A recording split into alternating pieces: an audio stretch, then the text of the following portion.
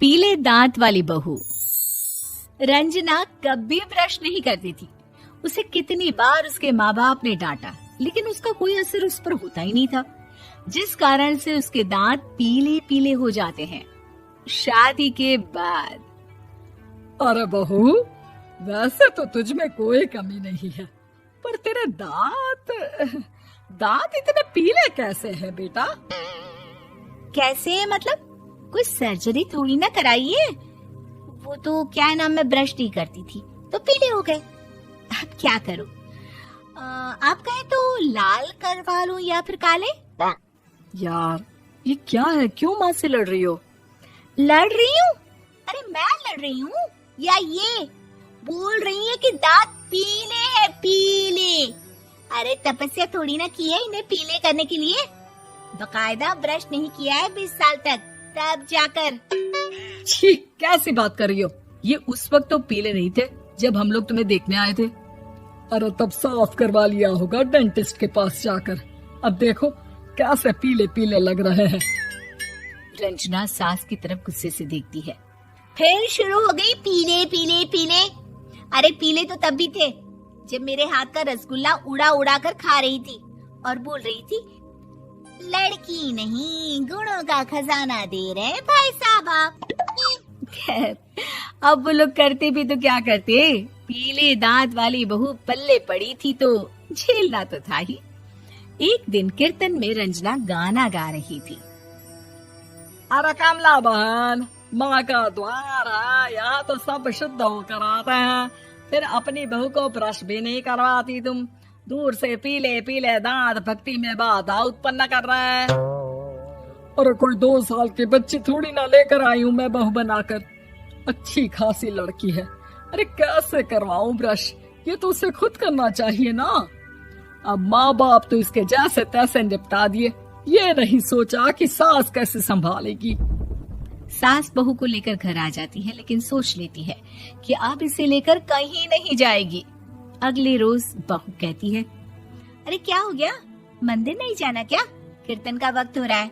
मेरी मधुर वाणी से कान्हा जी जागते हैं और सोते हैं। आप तो जानती है ना उनकी भक्ति में कितना मन लगता है मेरा। वो क्या है ना, तबीयत ठीक नहीं लग रही है मेरी, आराम करूंगी मैं। तबीयत ठीक नहीं लग रही? अभी तो मिथुन के गाने पर नाच रही थी आप, और अब बोल रही है कि तबीयत ठीक नहीं लग रही। अरे भक्ति में मन लगा लो सासू माँ, ऊपर जाना है, क्या मुंह दिखाओगी आप? हाँ? सास को बहू की बात पर गुस्सा आ जाता है। मैं क्या मुंह दिखाऊंगी, इसकी चिंता तो ना कर, समझी? अपने मुंह की चिंता कर, जो ये पीले पीले दांत लेकर हर जगह पहुंच जाती है। पता है लोग कितना मजाक बनाते हैं। ना जी ना, मैं नहीं जाना कहीं तेरे साथ। तो ये बात है। कोई ना, मत जाओ, मैं अपने कमरे में ही बैठकर भक्ति कर लूंगी। ऊपर वाला दांत थोड़ी ना देखता है, मन देखता है, भावना देखता है। और अरे बस बस, तू सब कुछ दिखा, बस ये सफेद चमकदार दांत ना दिखाना किसी को, है? जा यहाँ से। बहू को सास की बात का कोई फर्क नहीं पड़ता, वो तो जैसी थी वैसी ही रह जाती है। सुबह नहाकर किचन में खाना बनाना, फिर खाना खाना, कीर्तन भजन करना और सो जाना। एक दिन, माँ जी मैं सहेली के घर जा रही हूँ, शाम को लेट आऊंगी। हाँ, तो जाना, मैंने कौन सा तेरी आरती करनी है घर पर बैठकर। रंजना सहेली के घर जाती है, जहाँ वो पार्टी में जाने की तैयारी कर रही होती है। अरे शिखा, कहाँ जाने की तैयारी कर रही है? मैं गलत वक्त पर आ गई क्या? अरे नहीं यार, उल्टा सही वक्त पर आई है। मैंने ये साड़ी और ज्वेलरी निकाली है यार, शाम को इनके ऑफिस की एक पार्टी में जाना है। बताना कैसा लग रहा है ये सब? नहीं यार, इस ड्रेस के साथ तो वो वाली ज्वेलरी अच्छी लगेगी। हाँ सही बोल रही है, मैंने ध्यान ही नहीं दिया। वैसे तो हमेशा से मस्त फैशन सेंस रखती है। तो बड़ा जाती होगी ना पति के साथ पार्टी में। रंजना कुछ नहीं बोलती, बस सोचती है कि यार काश ये बात सही हो जाती, पर मैं क्यों नहीं जाती पार्टी में? क्या इन लोगों की कोई पार्टी होती नहीं होगी? रंजना घर आती है और रात में पति से सवाल करती है, एक बात बताइए, आप मुझे किसी पार्टी में क्यों नहीं ले जाते? क्या आपके यहाँ ऑफिस में पार्टी नहीं होती?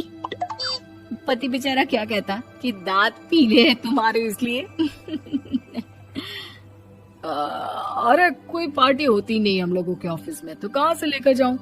और मार्केट, मॉल, कहीं वीकेंड घूमना, कहीं तो। अरे यार सारे हफ्ते में एक छुट्टी मिलती है, तो सोचता हूँ कि आराम ही कर लूं। क्यों? रंजना मन मार के रह जाती है। पहले कभी सास के साथ मंदिर जाया करती थी, लेकिन वो भी सास ने ले जाना बंद कर दिया। घर बैठी बैठी रंजना बोर हो जाती है। तभी उसे आइडिया आता है और वो मायके जाने का सोचती है। सासू माँ, 2 दिनों के लिए मम्मी के घर जा रही हूँ। अच्छा अच्छा ठीक है, आराम से जा। और हाँ, माँ से कुछ अच्छी आदत सीख कर आना कि कैसे शरीर के हर भाग की तरह दांतों की सफाई भी जरूरी होती है, समझी? शुरू हो गई ना आप। वो लोग आपकी तरह नहीं है कि छोटी छोटी बात का बतंगड़ बना दे। उन लोगों के लिए मैं मायने रखती हूँ, ना कि मेरे पीले पीले दांत। रंजना माँ को बिना बताए उन लोगों को सरप्राइज देती है, लेकिन जैसे ही वो दरवाजे पर पहुंचती है, अंदर देखती है कि घर वाले कहीं जा रहे होते हैं। अब माँ, काश रंजना दीदी के दांतों वाली प्रॉब्लम नहीं होती, तो वो भी हम लोगों के साथ चलती ना बुआ जी की बेटी की शादी में। हाँ बेटा, लेकिन अब उसे कौन समझाए कि उसको उसके पीले दांत नहीं दिखते, लेकिन उसके आसपास के लोगों को कितना एम्बैरेसिंग फील कराते हैं। मुझे तो कितनी बार उसके स्कूल की टीचर ने शिकायत की कि उसके साथ कोई लड़की बैठना भी नहीं चाहती, और ना ही कॉलेज में कोई उससे बात करना चाहता था। लेकिन पता नहीं क्यों उसे ये बात समझ में ही नहीं आती। कोई कमी नहीं है उस लड़की में, बस यही कि दांत पीले हैं। वो तो भला हो जीजा जी और उनकी माँ का, जो दीदी को जैसी है वैसे ही रखा हुआ है। रंजना को अपने घर वालों की बात सुनकर बहुत दुख होता है। वो सोचती है कि वो क्या करे, लेकिन फिर वो सीधा डेंटिस्ट के पास जाती है, अपने दांत चमकाती है और कसम खाती है कि वो रोज ब्रश करेगी। अरे क्या हो गया? तुम तो 2 दिनों के लिए गई थी ना, पर कोई ना, अच्छा है, चलो आ गई तो। रंजना सास के सामने आकर खड़ी हो जाती है और पूरी स्माइल करती है, उसके चमकदार दांतों को दिखाती हुई। हैं? चले मंदिर? माँ, मुझे माफ कर दीजिए, मैंने आप लोगों को बहुत एम्बैरेसिंग फील करवाया। मैं आज से रोज ब्रश करूंगी।